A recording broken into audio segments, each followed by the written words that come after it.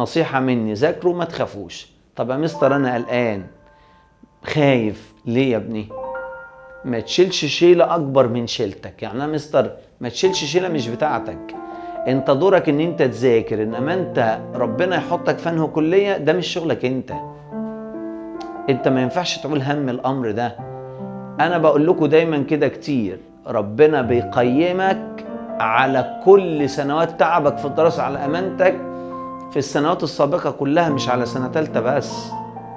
هي كده يا مستر هو ربنا عارفك ان انت مضغوط وان السنة صعبة عليك، بس خلي بالك كل الضغط والتعب ده علامة نجاح.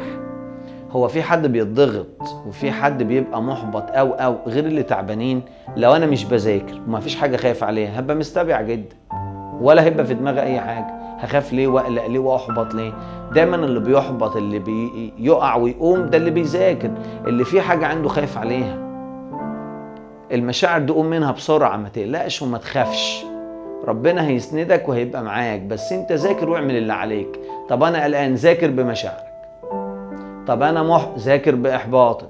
ليه؟ ما كل دي علامات نجاح. افهموا الكلام ده. هاتوا اي واحد نجح في الدنيا اسألوه ايه اللي مريت بيه في حياتك، هيقول لك حاجات قد كده. صدقني كل واحد ممكن يكتب لك مجلد في الحاجات الصعبة اللي قابلها ولحظات الفشل اللي مرت بيه.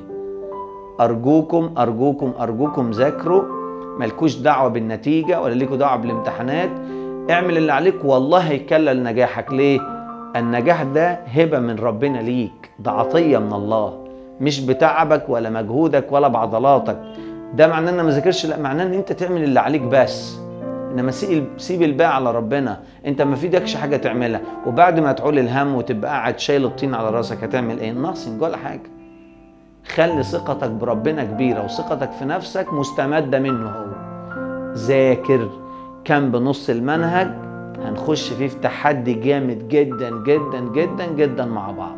بعد ما تخلصوا هتدعي لي. يلا تقدر تعمل كل حاجة لو انت واثق في ربنا وفي نفسك. سيو، سلام.